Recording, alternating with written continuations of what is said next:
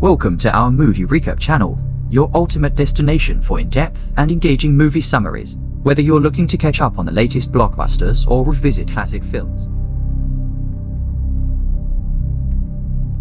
The movie begins with Liza coming home after a long day at work.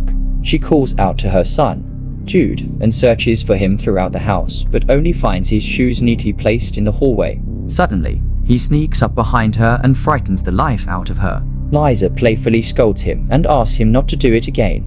After a while, she receives a call from her husband Sean, informing her that he'll be home late due to work. Later that night, Liza tucks Jude in and goes to bed, only to wake up to strange noises in the house.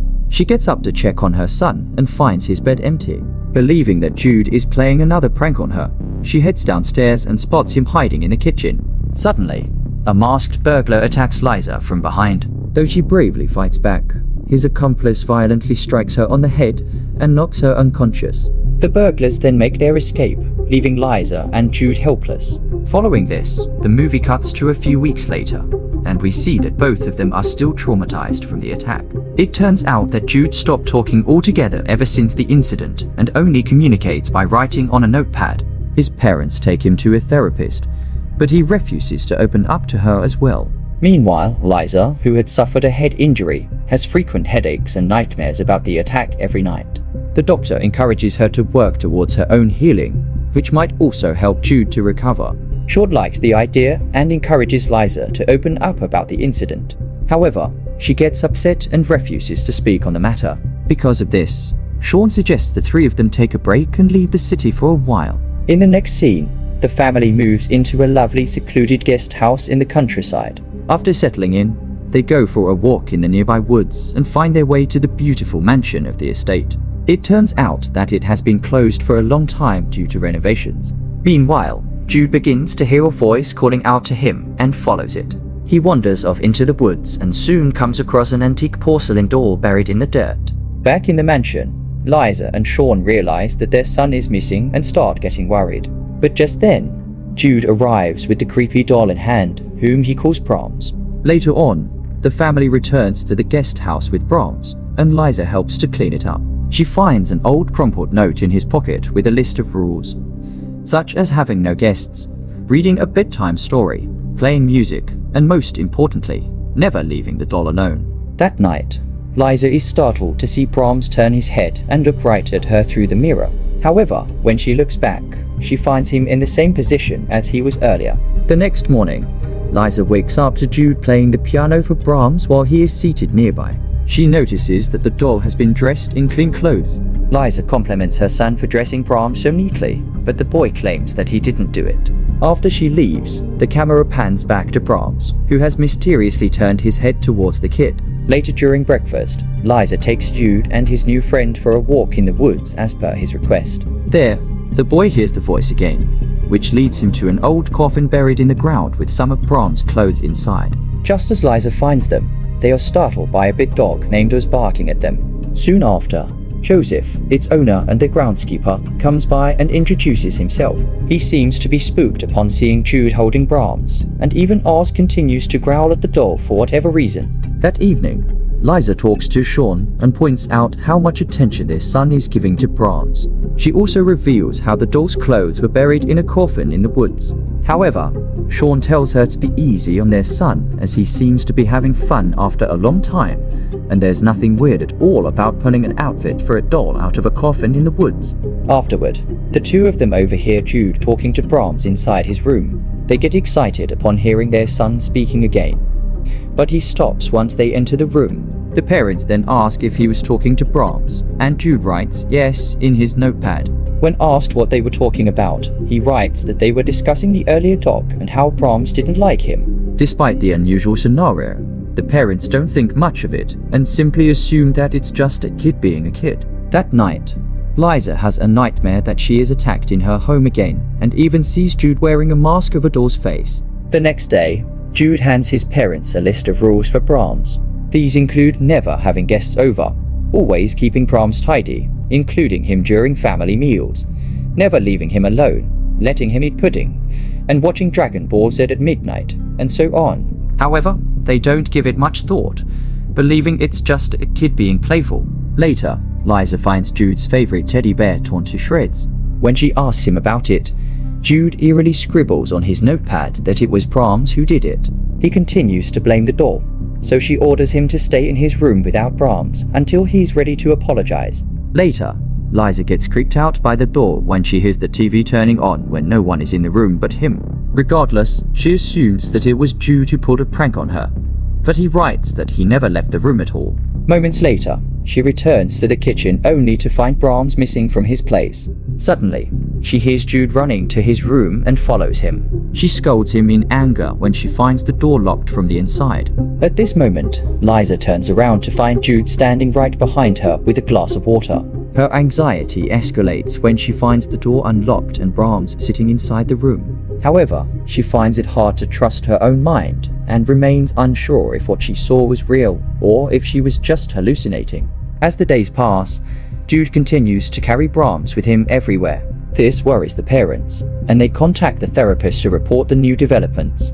However, she tells them not to worry too much about it and reassures them that maybe having Brahms around is good for Jude to readjust. She also states that the doll is actually helping Jude to work through his trauma and requests them to let him keep it. The doctor then sends them links to articles about toys as therapeutic tools, especially possessed toys that like to murder things. One day, Liza surfs the internet to learn more about antique dolls like Brahms. She soon discovers that every doll has a serial number, which gives details about their previous owners. Outside, as Jude is playing with Brahms, Joseph approaches them. He says that he is looking for his dog, which has been missing since the morning.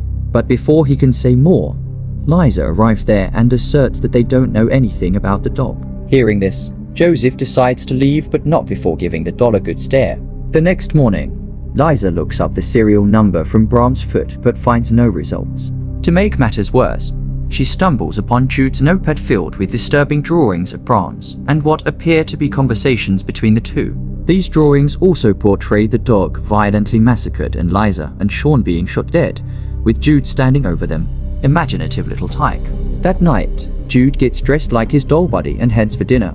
He then suddenly demands that Brahms be allowed to eat with them, with his own plate. However, his parents don't take him seriously and ask him to focus on his own food. Later on, Sean mentions that he has invited his brother and his family for some company. When Jude writes that no guests are allowed as per Brahms' rules, Liza reminds him that his doll doesn't dictate the rules in this house. But this only upsets Jude, and he writes that she's making Brahms angry. "He's going to knife you, Mama." Having had enough, Liza walks away to the kitchen, but she is startled by the shattering sound of something. She rushes to the dining room only to find the table and chairs knocked down and the room in disarray. Jude asserts that he didn't do it and then runs up to his room with Brahms. After a while, Sean checks out the drawings in Jude's notepad and assures Liza that those scary drawings mean nothing. However, she notices that the drawings of the dog and the one with their dead bodies are not in the notepad anymore. This leads to some tension between the couple as they have different opinions on what's happening around them. Liza becomes even more frustrated when Sean claims that she was the one who knocked the table down. He is starting to believe that she has actually gone insane. The following morning, Joseph finally finds his dog in the woods, but in a lifeless state. In the meantime, Liza and Sean realize that Jude is not at home and run off in search of him. The two decide to split up and look for him, and Liza ends up going to the mansion of the home. When she enters, she starts hearing weak strides and voices around her. She even hears Jude giggling somewhere out there and follows the voices. Soon after, she winds up in a dreadful old room where she finds Brahms situated alone. All at once, Jude leaves the corner wearing a porcelain mask. When Liza removes it, he wonderfully stands up and apologizes to her.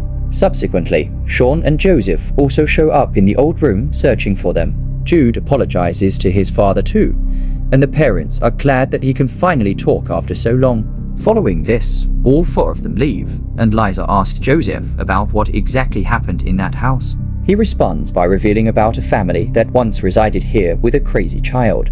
Joseph explains that this person was disturbed, and he even killed a young girl in his teen years. When his face got burned up by fire, he started wearing a mask to conceal himself, possibly the same one Jude was wearing. Joseph further reveals that the kid's parents later committed the unimaginable while he went on a killing spree. Curious, Liza asks about the kid's name, and Joseph surprisingly reveals that it is none other than Brahms. In the following scene, the family is visited by Sean's brother, his wife, and their children. The adults then catch up about their lives while the children go outside to play. Tragically, the oldest child, Will, turns out to be a bully and immediately starts bugging Jude. He calls him mental and threatens to crush the doll. Jude warns him not to drive Brahms mad, but the bully doesn't listen. The boys then engage in a tug-of-war over a hat to figure out who's stronger. But amidst it, Jude glances over to Brahms and suddenly lets go of the hat, causing Will to stagger backward and slip. A sharp piece of wood protruding from the ground pierces directly through his shoulder, prompting the parents to rush into the hospital. That night, Jude frantically confesses to Liza that his doll wants him to live in the mansion together forever. He tearfully recalls how the evil doll has threatened to hurt them if he doesn't stay with him. However, Liza consoles her son that no one can hurt any of them. Subsequently, she searches the web about Brahms by entering its code backward. This finally allows her to get information on the doll's dark history. Liza finds the frightening occurrence that all the previous owners had died after their child embraced the doll. These children would go on to commit horrific murders and claimed that the doll made them do it. Meanwhile, at the hospital, Sean talks to a person familiar with the area and learns about the mansion's history. He also discovers that the last owner of the house went mad, and the man is, in fact, Joseph. Frightened, Sean rushes back to the house, while Liza realizes that Jude is missing again. She goes to search for him, but suddenly Joseph enters with a shotgun. He assures her that Jude is safe and claims that he's here as per the will of Brahms. Joseph then admits that he was the one who set up Brahms back after finding him broken into pieces. It is revealed that this doll deliberately preys on the weak ones, and Jude was an obvious target for him. Having heard enough, Liza grabs a candle and pours the melted wax all over. She then frantically rushes to the mansion, where she finds Jude wearing the doll mask and embracing Brahms. She demands to hold Brahms, but this only gives Jude the opportunity to get the shotgun. Liza tries to reason with him, but he points the gun at her, ready to kill her. All of a sudden, Sean runs in and smashes Brahms' head with a hammer, which finally breaks Jude from the trance. Minutes later, Joseph arrives at the scene, and he is horrified to find that Brahms' porcelain head has broken. We can now see a twisted, devilish entity lurking under the mask. Suddenly, Brahms sits upright and uses his power to choke Joseph. The poor man is then suspended in midair and killed by an explosion. After this, Jude embraces Brahms, and it seems the kid is once again under his influence. But suddenly, he turns around and throws the doll into the fireplace, burning it to ashes. In the aftermath of this incident, the family moves back to their old home in the city. They resume their normal lives and seem to be happy. Yet one night, Jude suddenly gets up and dons the porcelain doll mask. He then ominously says that Brahms will be very happy in his new home as long as the family follows the rules.